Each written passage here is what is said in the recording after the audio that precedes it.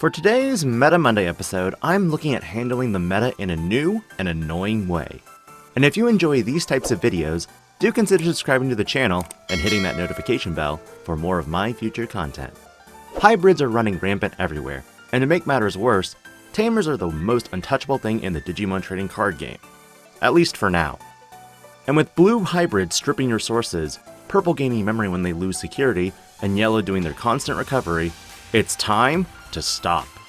While there are destruction cards like Lucemon Chaos Mode and Omnimon Zord Defeat, there aren't a lot of cards that can deal with Tamers very well. That is, except green.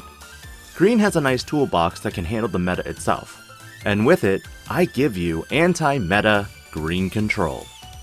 For this build, I'll cover the usual, the strengths, the weaknesses, the combos, and the side deck. This deck runs 5 level 2s, 14 level 3s, 11 level 4s, 9 level 5s, 6 level 6s, 2 level 7s, 1 option card, and 7 Tamers. For level 2s, this deck runs 4 Pinamon and 1 Minomon. Pinamon is one of the first baby green Digimon that provides an inheritable for drawing cards. For this build specifically, you'll be able to cross those types of interactions that let you swing and draw a card. Trust me, there's a lot to unload here. Minomon helps with buffing your Digimon by 1000 DP if you need to swing over something.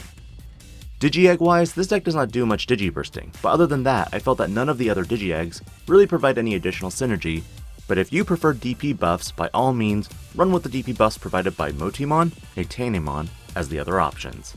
However, Argomon is another possible option to use, if you want to try to claim more memory at the beginning of your turn. And Koromon helps with looking at the top to determine whether you want to draw that card next or send it to the bottom. In general, green eggs have very specific effects, with caveats. Pinamon's biggest caveat is that you have to beat over a Digimon and survive, which in the present format can be difficult if your level 3 has to beat over a memory-reducing Digimon blocker that has the same DP. I'm still testing this, but as of right now I went with 4 Pinamon and 1 Minomon.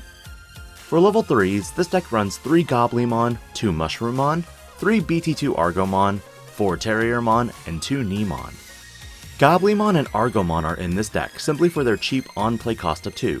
With Digimon effects, you have many ways to suspend your opponent's Digimon, whether it be that pesky Bokomon, Flamemon, or Strabimon. Being searchers, these Digimon have at most 2000 DP. Likewise, Gaussmon, Sayakomon, and Cutemon have 2 to 3k DP thresholds, and if you need to delete them, these are also cheap bodies to trade with if needed.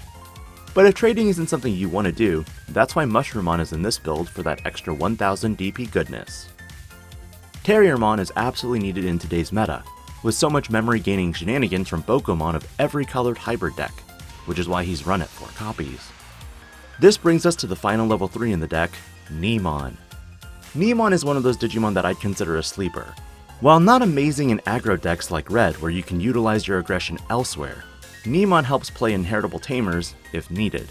In my playtesting, he's found use in the yellow matchup if they're playing the recovery game, seeing as I can evo onto Beetlemon for 1, search for another hybrid in JP, and recycle the JP if Beetlemon is deleted in security. The green control aspect is utilizing cheap bodies on board to swing over the smaller threats that can chip into security. And although Lylemon and Auroramon are much bigger bodies, I haven't considered it mainly because I have Digivolved Mushroomon in the rays that 1 or 2 costs can be game breaking. Other considerations were starter deck Tentomon and Betamon for Argomon rookie targets to slap down. For level 4s, this deck runs 2 BT2 Argomon, 1 Arbormon, 4 Beetlemon, and 4 Metal Kabuterimon. Argomon plays a role for being a Digizorbing Digimon, for reasons that will be discussed later. While you can evo onto it for a cheaper cost, do keep in mind that memory-reducing blockers like Gaussmon, Sayakomon, and Cutemon prevent this. 1 copy of Arbormon for a cheaper vanilla on-play body, and 1 of 17 targets for Beetlemon when it's digivolved into. 4 Beetlemon for hybrid and JP's Chibayama searching, and 4 Metal Kabuterimon for suspending 6000 DP or lower bodies. Trust me, this boy comes in really handy when it comes to controlling the board. In the current meta, I've seen a lot of players slap Bokomon or Nemon down and then sit back with just Tamers. But with Metal Kabuterimon, you can suspend hybrid searchers, Bokomon, Nemon, memory blockers or reducing memory blockers, and remove them while putting your opponent on the defensive. For substitutions, I'm currently exploring whether Arbormon is truly necessary, but in playtesting, having that extra Evo on Tamers can really help. Argomon has been another consideration to be reduced, but with my level 6s, there's a reason why he's around. For level 5s, this deck runs 9 in the form of 1 BT2 Argomon, 2 Cherrymon, 2 Blossomon, and 4 Rhino Kabuterimon. I really love the addition of Argomon in this build, mainly because you not only have potential Digizorb targets, but also for the ability to play rookies from hand, green specifically. But with this being the hybrid format, those rookies better be chunky, otherwise they'll just get slapped by a hybrid and deleted. Cherrymon is present for not only blocking, but being a cheap 2-cost Evo if your opponent has memory-reducing blockers on board. Blossomons act as more Digizorb targets, since Argomon's, limited. And 4 Rhino Kabuterimon for a continuous evolution climb up. Because the Digivolution cost of this Digimon is 1 if there's a Tamer on the evolution sources, you can maximize your Digivolution capability if you climb from JP all the way up to Rhino Kabuterimon. As for substitutions, if your local is seeing a lot of memory-reducing blockers, it might be advised to bump Cherrymon to 4. But with the way this deck operates, I'm very content with how it's been working. For level 6s, this is where the big guns are, and by Digi-evolving into Beetlemon or Metal Kabuterimon for 1, then a Rhino Kabuterimon for 1 if you Digi-evolved up with JP.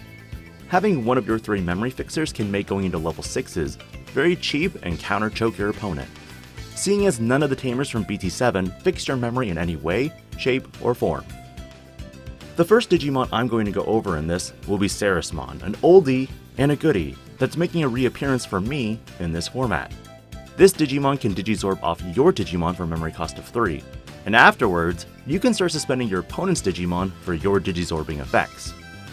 Your opponent doesn't want to swing with that Digimon? No problem. Digizorb off of them after you go into Ceresmon and start picking them off one by one. The second level 6 Digimon utilized in this build is 4 copies of BT5 Argomon. With very little removal in the format that can handle 6s, Argomon is one mad powerhouse against hybrid builds. In playtesting against blue, purple, and yellow builds, blue decks could rip evolution sources, but with their Tamer suspended they had little to no choice evoing their hybrids, unless they wanted it picked off while it was suspended. In purple and yellow decks that typically use Kari Kamiya from BT4, this Tamer was rendered useless until Argomon was wyvern breathed out of existence. But with so much memory, it was very easy to climb back up into Argomon. At this point, I'd love to fit another Ceresmon, but additional testing needs to be done to figure out where to slot her in. This takes us to level 7s in the form of 2 Suzanomon. Suzanomon has a lot of functionality in this deck.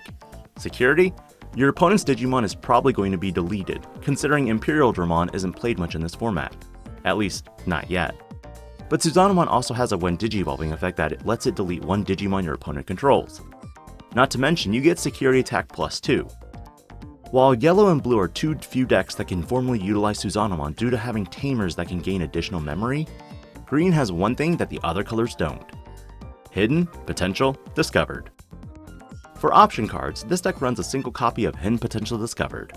And with a memory fixer, you can go into Suzanomon for a memory cost of 2 if you suspend one Digimon you control. While there are hybrid Digimon in this build, Thunder Laser doesn't achieve what I want it to do with so many non-hybrid Digimon. Although Needle Spray could be used too, this deck has many Digimon with effects to suspend your opponent's Digimon. Therefore, this card isn't needed and has been shifted to the side deck. Finally, wrapping it up with Tamers, this deck runs 2 copies of Mimi Tachikawa, 1 Kenichi Joji, and 4 JP Shibuyama. Mimi Tachikawa and Kenichi Joji are your memory Tamers that can put you to 3 memory every turn.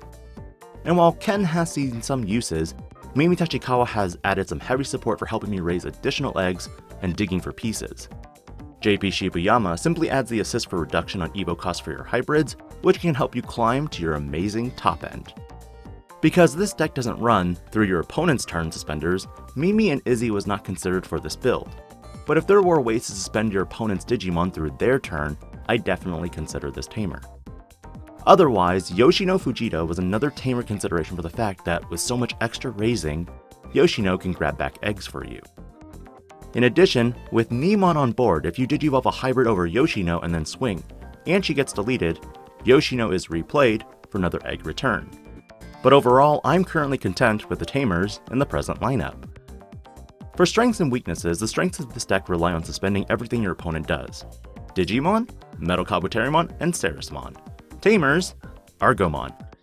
Suspending your opponent's cards can draw the game into a game of attrition, but where I've struggled playing against BT4 Kari Kamiya, this deck fixes a lot of those problems. This deck does amazingly well against red, blue, yellow, and purple builds. The biggest weakness of this deck is having due to below average mega level numbers, bottom decking them can really hurt the deck. Sometimes it's more appropriate to Digivolve your Beetlemon in the raise to not trigger the effect than going into it, because bottom decking 1 or 2 megas can really hurt you the rest of the game. For combos, this deck feels different from other hybrid builds that aren't red and blue. Most other hybrid builds that aren't in these color combinations will splash a secondary color. Because of this, it's exceptionally easy to raise a green Digimon in the raise and simultaneously build a wider board with your Tamers into hybrids.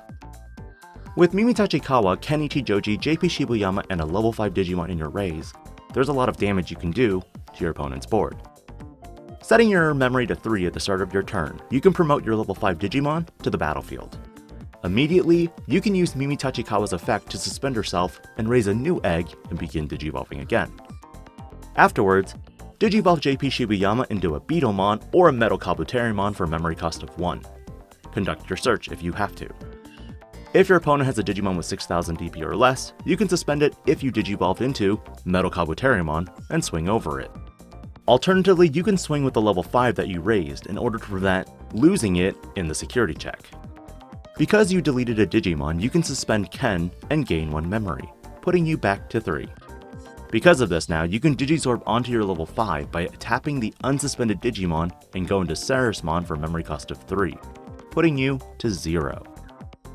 It's at this point that you could just straight Digivolve into level 5 for 3, since most hybrid decks run the memory fixers. But next turn, there's going to be some serious damage. With how this deck plays, games can go long, and as a result I've had many times more than enough hybrids and Tamers in my trash to go into Suzanomon. Playing Hidden Potential Discovered can let you tap any of your unsuspended Digimon, then Digivolve into Suzanomon for memory cost of 2. Who needs Mega Digimon Fusion? And of course, the side deck.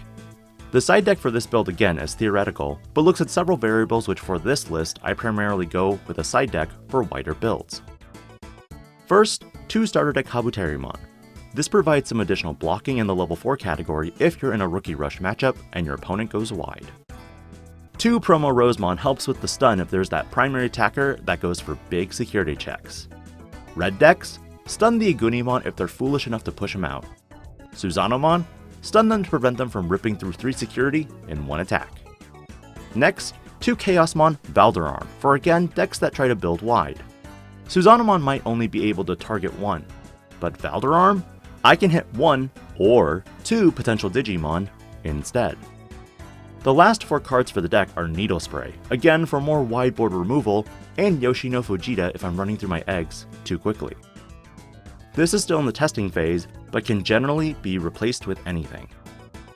Overall, this anti-meta green build has been successful so far in the test games I've played. What are your thoughts on it, and what would you do to improve it or change it to your style? Let me know in the comments below. This is Digi-Panda, logging out.